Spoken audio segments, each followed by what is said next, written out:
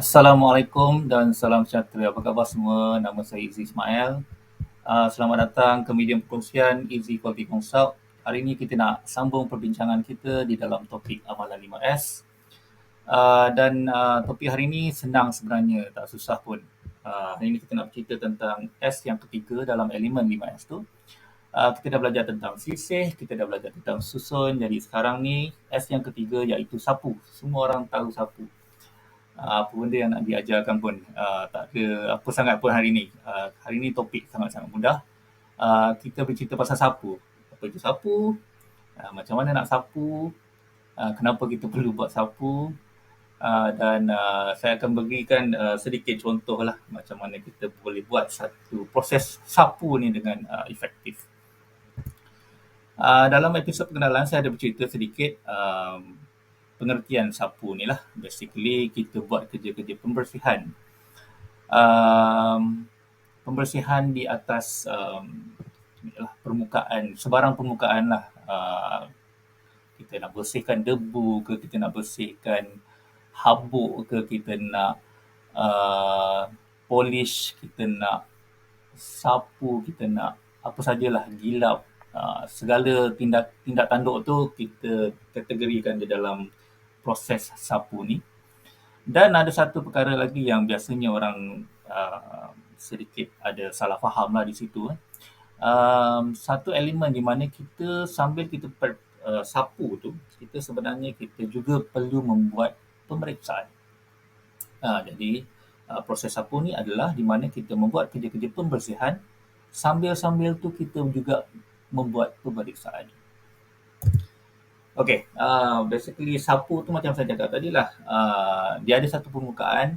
Atas permukaan tu ada banyak lah segala jenis kotoran, debu, apa tu, habuk, sampah sarap. Jadi kita kena sapu kan.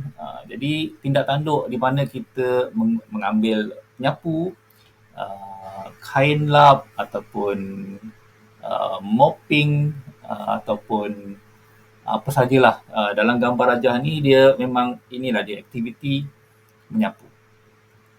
Basically proses pembersihan di atas sebarang permukaan. Okay.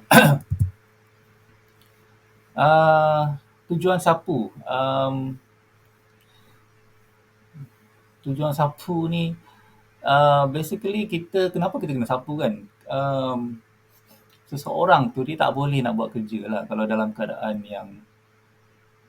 keadaan messy, susah kot untuk kita buat kerja. Kita tak boleh nak keluarkan diri kita seoptimum yang boleh kalau kita berada di dalam persekitaran yang messy.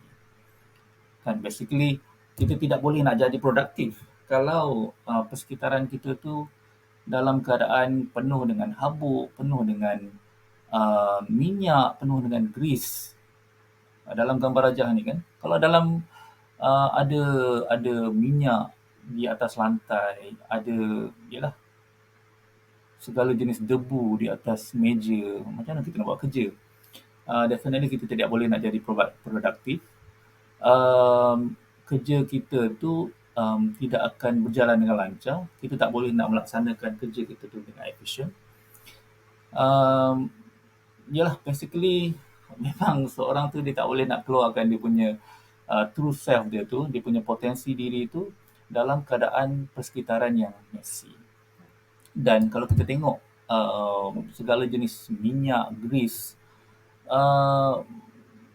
akan ada orang terjatuh dari segi faktor keselamatan kan. Memang kita kena buat sesuatu lah, takkan kita nak biarkan minyak ataupun grease tumpah di atas lantai ataupun segala jenis debu di atas persekitaran kita, working station kita, atas meja dan sebagainya.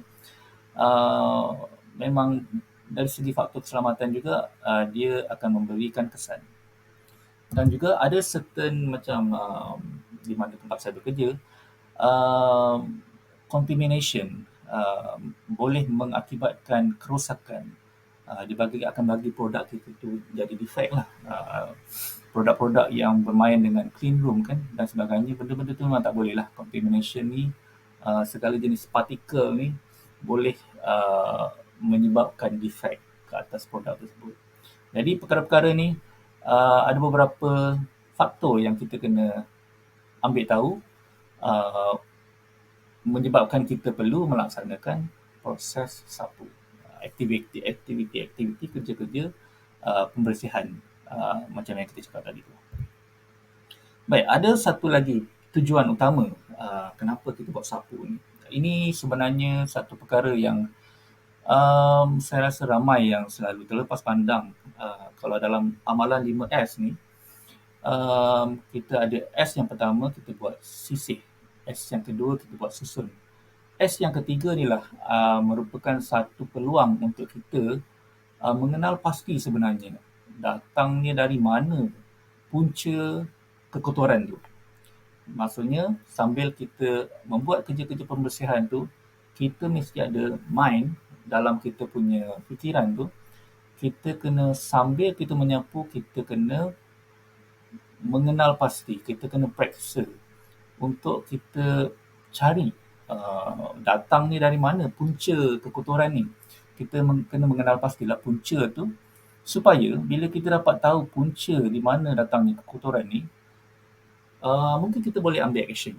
Kita boleh ambil action, um, kita boleh buat penambahbaikan supaya bila kita tahu punca tu datang dari mana, um, kita akan kuranglah untuk kita membuat kerja-kerja pembersihan selepas ni. Ataupun paling bagus kalau kita dapat eliminate langsung, kita dapat melupuskan langsung punca tu supaya kita tidak langsung perlu untuk membuat kerja-kerja pembersihan lagi lepas ni.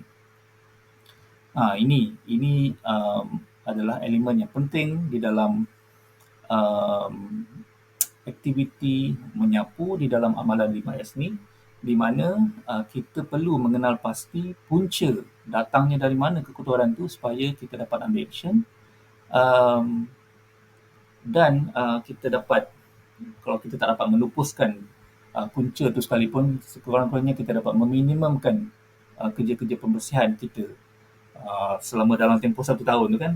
Mungkin dah tak banyak lagi dah selepas ni kita perlu buat aktiviti-aktiviti pembersihan. Selepas kita mengetahui, kita dapat mengenal pasti punca kekotoran berlaku. Okey. Jadi sebenarnya proses sapu ni, kalau kita dapat tahulah punca tu, sebenarnya dia tak perlu pun nak dibuat kerja-kerja pembersihan ni. Kita tak perlu pun nak menyapu sebenarnya. Jadi itu dia punya ultimate goal dia lah.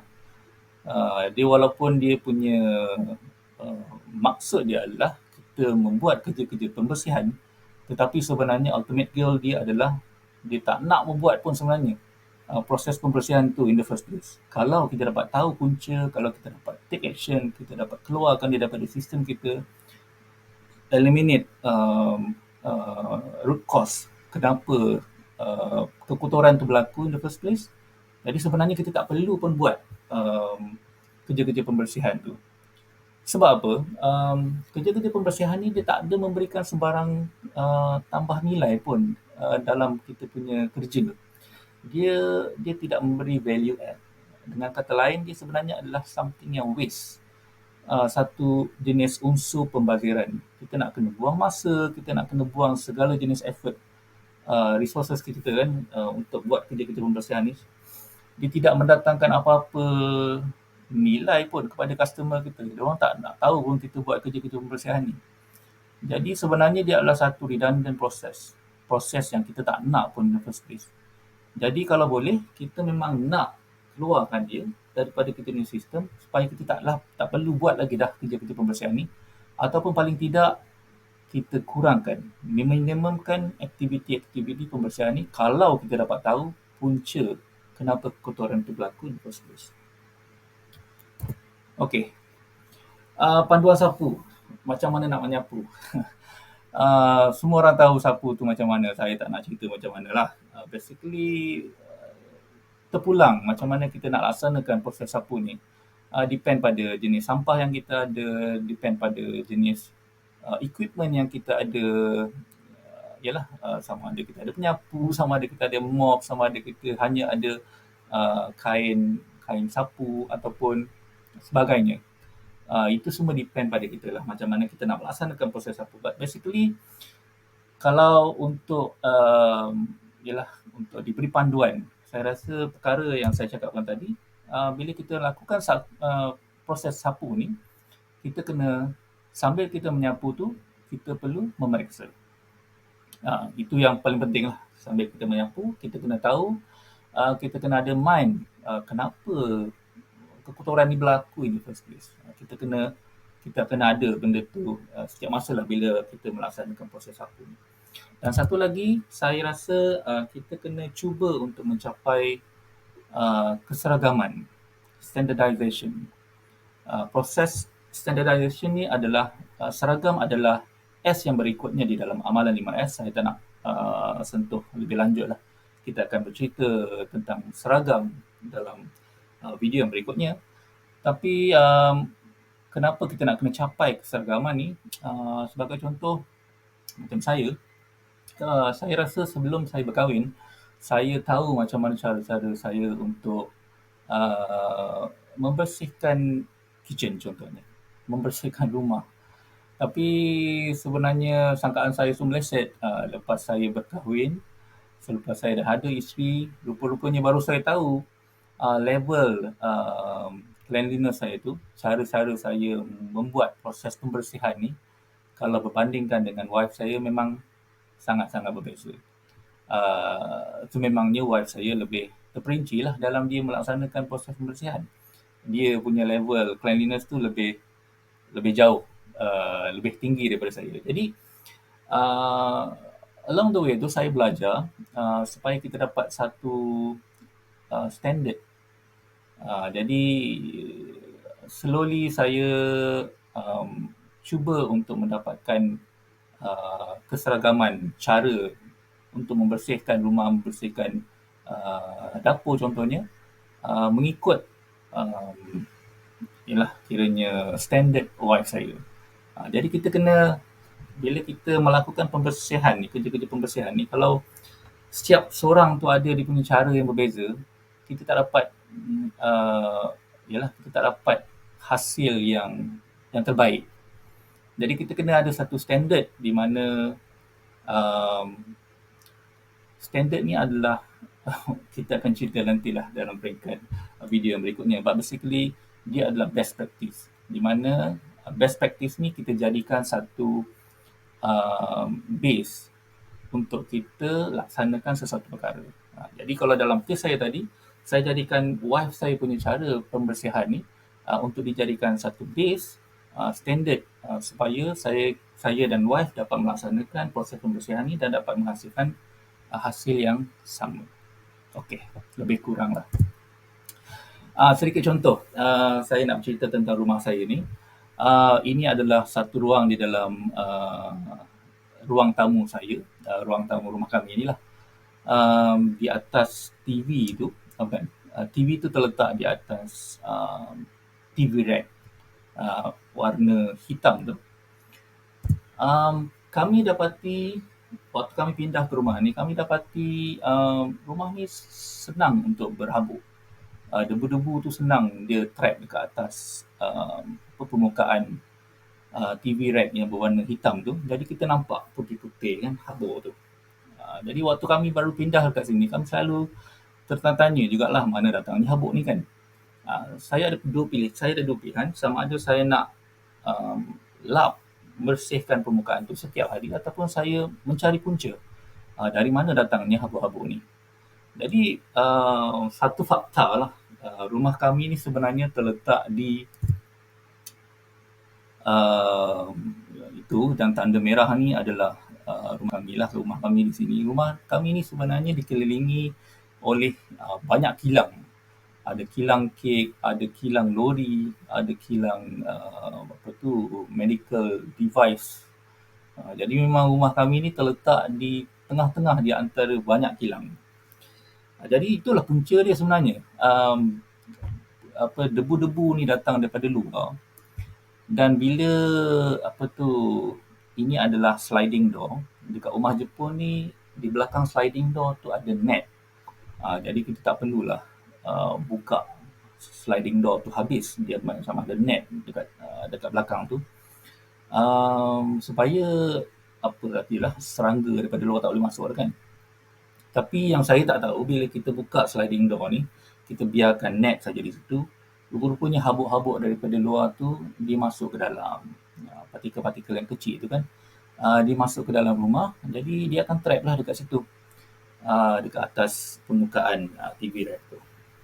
Jadi solution saya sebenarnya memang kurangkanlah kita buka pintu ni, buka sliding door. Kalau tak perlu kita tak buka lah. Ataupun kalau tak perlu kita tak buka, kita meminimumkan untuk kita buka sliding door ni. Jadi debu-debu daripada luar tu tidaklah masuk lagi ke dalam kan. Tapi selepas saya dah tahu root cause yang satu ni, ada satu masa tu dia masih lagi keluar juga, habuk-habuk tu masih lagi trap dekat situ. Jadi saya dah tutup dah ni sliding door, penggunaan apa, kita dah tak buka lagi sliding door tu.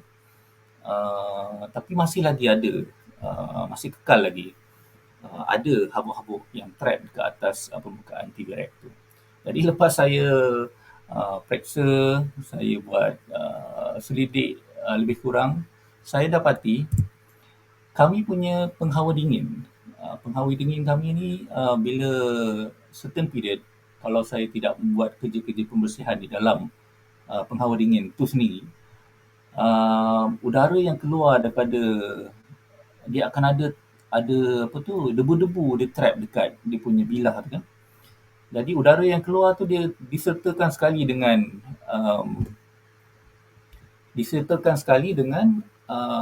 habuk-habuk yang terlekat dekat bilah penghawa dingin tu. Jadi saya tahulah punca dia rupa-rupanya saya kena kerapkan lagi proses pembersihan, kiranya cleaning maintenance lah yang perlu dilakukan ke atas penghawa dingin ni supaya dekat bilah penghawa dingin tu sendiri tidak terlekat habuk-habuk ataupun debu yang boleh menyebabkan bila udara tu keluar dia akan berserta sekali dengan habuk-habuk tu dan dia akan trap ke atas permukaan. Jadi ini antara contohlah di mana kita ada dua pilihan, sama ada kita nak buat kerja-kerja pembersihan tu setiap hari, tak apa kalau itu yang kita pilih. Tapi kalau kita nak lebih bijak lah kan, kita cari di mana datangnya punca kekotoran tu dan kita cuba take action lah. Macam dalam kes ni saya ada pilihan untuk kurangkan, meminimumkan buka sliding door tu untuk kes yang pertama tadi. Dan yang kedua, saya kena kerapkan lagi frekuensi maintenance saya terhadap penghawa dingin tu. Buat kerja-kerja pembersihan dekat situ supaya habuk-habuk tu tidak trap dekat bilah penghawa dingin tu sendiri. Jadi masalah utama saya itu habuk-habuk yang terlekat di atas permukaan TV rack tu kan akan hilang lah, akan lupus. Jadi saya kena kerap buat selalu supaya benda tu tak selalulah saya perlu bersihkan setiap hari. Ini adalah contoh lah apa yang saya maksudkan, di mana sambil kita lap, sambil kita sapu, sambil kita buat aktiviti-aktiviti pembersihan tu, kita kena memeriksa, kita kena memang ada sentiasa dalam mind kita dari mana datangnya punca-punca kekotoran ni supaya kita boleh take action dan bila kita dah tahu punca tu, kita dapatkan solution supaya kerja-kerja pembersihan tu tak perlu ataupun kurang untuk kita buat lagi selepas ni. Okey. Itu saja sebenarnya cerita pasal sapu ni, tak susah mana pun. 5S ni sebenarnya tak susah mana pun, benda-benda common sense je. Cuma jangan terkejut, ada ramai yang dekat luar sana masih tak tahu macam mana cara untuk kita buat pembersihan, kerja-kerja pembersihan, cara-cara susun atur dan sebagainya. 5S ni cuma bagi kita panduan cara yang lebih sistematik macam mana kita nak tackle benda-benda tu. Okey. Kita akan bertemu lagi di atas, bukan di dalam video yang berikutnya. Kita akan bercerita tentang S yang berikutnya. Saya sentuh sedikit tadi tentang seragam, standardization. Menarik topik ni. Baik, nantikan video saya kemudian yang berikutnya. Saya minta tolong kalau rasa video saya ini bermanfaat, boleh sesuai untuk dikongsikan dengan sesiapa saja di luar sana. Saya berharap sangat supaya dapat kerjasama daripada tuan-puan untuk berkongsikan perkongsian saya ini dengan orang di luar sana. Andai kata anda ada apa-apa masalah ataupun ingin mengajukan sebarang soalan, boleh kemukakan di tempat di ruangan komen. InsyaAllah saya akan cuba address persoalan anda di dalam video yang berikutnya nanti insyaAllah. Baik, jumpa lagi. Assalamualaikum. Bye-bye.